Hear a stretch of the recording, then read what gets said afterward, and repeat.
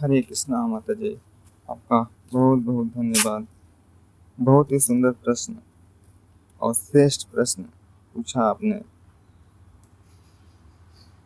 पूरे संसार में मैक्सिमम लोग इसमें कंफ्यूज रहते हैं कि धर्म बड़ा या कर्म, धर्म श्रेष्ठ है या फिर कर्म श्रेष्ठ है। अगर हम समझें कर्म, कर्म का मतलब जो है वो हमारे कर्तव्य को दिखाता है कि हमारा कर्तव्य क्या है, हमारी ड्यूटी क्या है। अलग अलग परिस्थिति में, अलग अलग सिचुएशन में हमारा क्या कर्तव्य है। भाई बहन के रोल में है तो हमारा क्या कर्तव्य है, माता पिता के रोल में है तो हमारा क्या कर्तव्य है, नौकर के रूप में है, कंपनी में जॉब कर रहे हैं तो हमारा क्या कर्तव्य है, स्टूडेंट हैं तो हमारा क्या कर्तव्य है। ये कर्तव्य ही कर्म कहलाता है भगवद गीता के अनुसार। इसको समझने के लिए एक छोटा सा एग्जाम्पल। जब युधिष्ठिर महाराज पांडवों के साथ वनवास में थे, उनका 12 साल का वनवास था और 1 साल का अज्ञातवास। जब उनका 12 साल का वनवास पूर्ण होने वाला था तो उसी समय एक ब्राह्मण भागते हुए आता है युधिष्ठिर महाराज जी के पास और बोलता है कि मेरा जो यज्ञ में यज्ञ करने की जो सामान है, जो आहुति देने का सामान है, वो एक हिरन उसको उठाकर लेके भाग गया है, कृपया करके हमारी मदद करिए।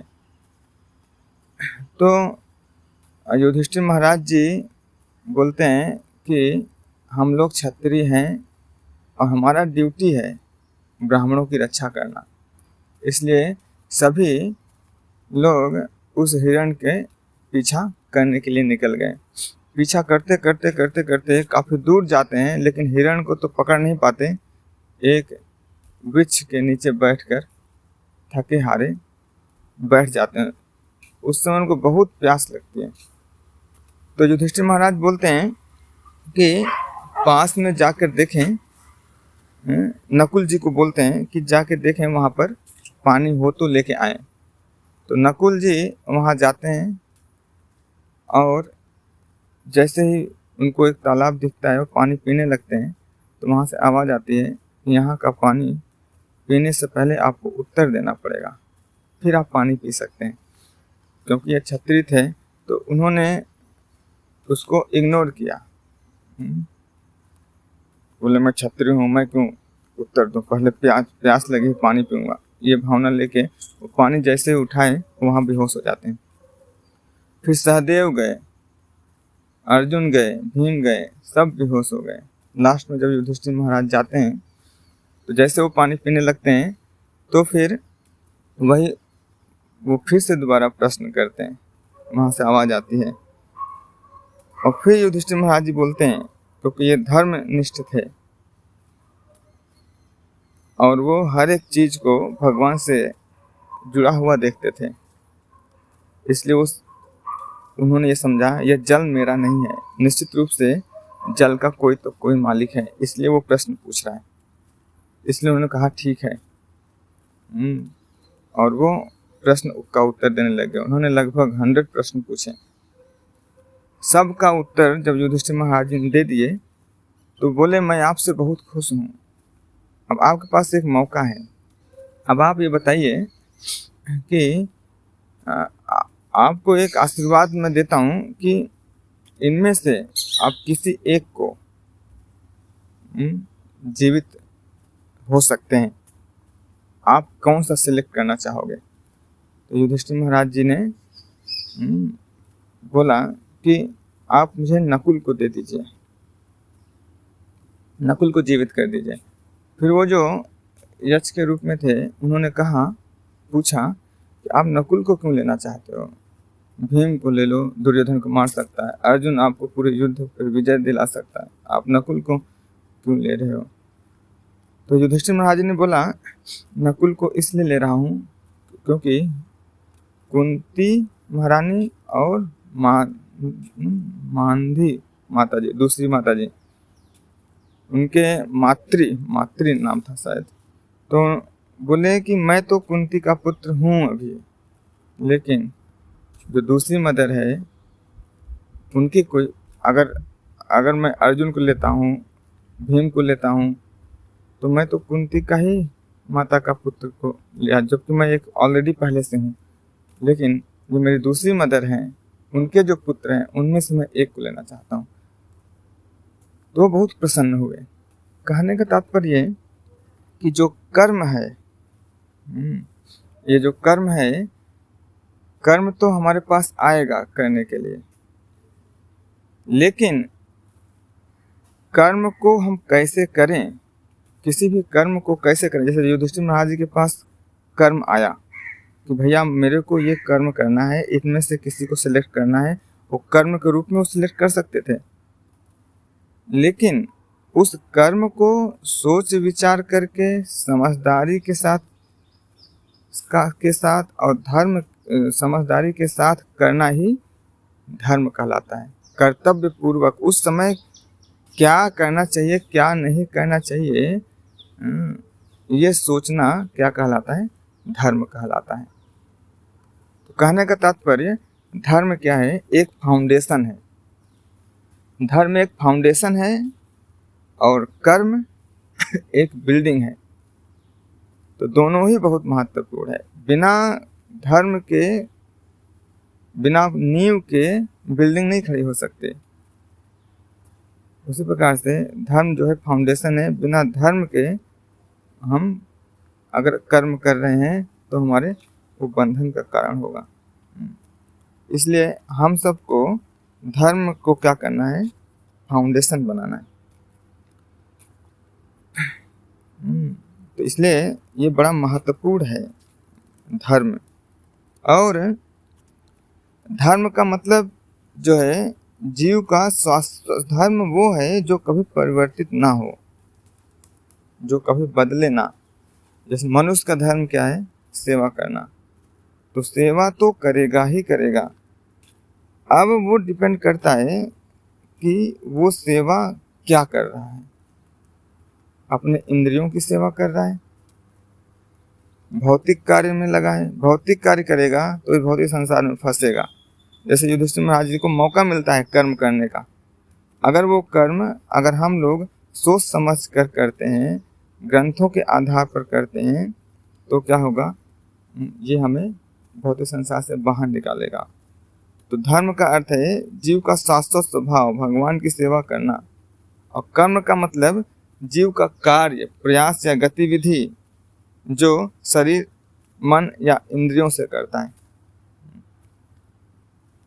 कर्म जो है जीव अपने इंद्रियों और मन से करता है। धर्म जो है आत्मा का स्वभाव है। धर्म आत्मा का स्वभाव है और कर्म शरीर की प्रवृत्ति है। क्योंकि कोई भी धर्म अगर हम करना चाहते हैं तो शरीर का जरूर यूज करना पड़ेगा। शरीर जो है कर्म करने की प्रवृत्ति है, शरीर के माध्यम से ही हम धर्म करते हैं। अगर धर्म से अगर कोई कर्म ऐसा कर रहे हैं जिसमें धर्म नहीं है, जिसमें विचार नहीं है, जिसमें संस्कार नहीं है, फाउंडेशन नहीं है, वो क्या है, संसार में बंधने का कार्य करता है। जैसे अर्जुन ने क्या किया, युद्ध किया। उसने भी क्या किया, कर्म किया। लेकिन उसने कैसा कर्म किया, भगवान की प्रसन्नता के लिए कर्म किया।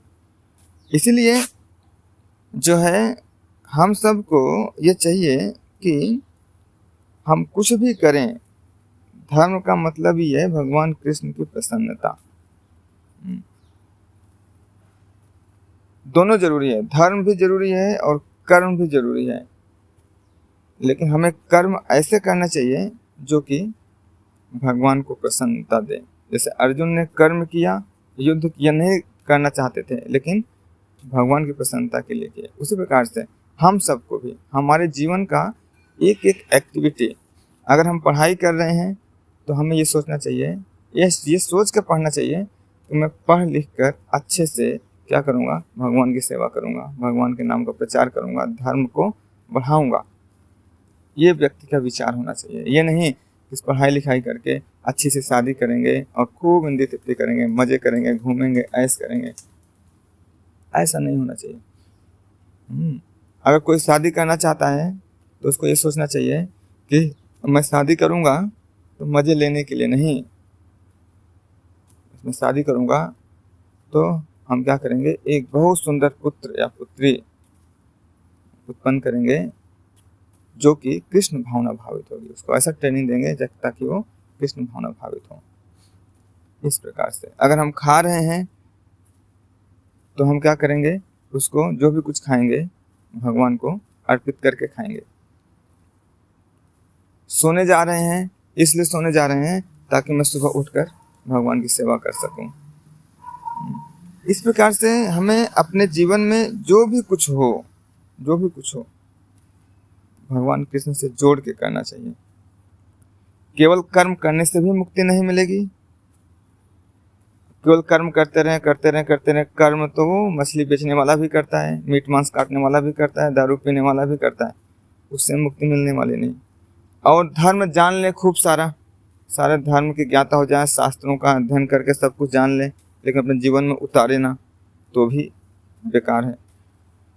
तो कर्म जब धर्ममय बन जाता है, ऐसा कर्म जो धर्म के अनुसार हो तो क्या कहलाता है, भक्ति कहलाता है, और वह हमें इस भौतिक संसार से निकालने का काम करता है। इसलिए भगवान भगवद गीता में कहते हैं कि हे अर्जुन, तुम जो भी कुछ करो, कुछ भी करो, कोई भी कर्म करो, भोजन करो, यज्ञ करो, दान करो, तपस्या करो, कुछ भी करो, लेकिन मुझे अर्पित करके करो, मेरी प्रसन्नता के लिए करो। तो ये है धर्म और कर्म का महत्व। दोनों ही, धर्म क्या है, फाउंडेशन है, कर्म क्या है, बिल्डिंग है। धर्म और कर्म दोनों बहुत जरूरी है, लेकिन कर्म अगर हमारा भौतिक होगा, इंद्रिय तृप्ति करने के लिए होगा, तो हमें बंधन का कारण होगा। लेकिन अगर कर्म जो है कर्म जो है आध्यात्मिक होगा, भगवान की प्रसन्नता के लिए होगा, तो ये हमें मुक्ति का कारण बनेगा, हमारे जीवन का उद्धार होगा। Thank you so much. Hare Krishna. जगत गुरु शिला प्रभुपाद की जय।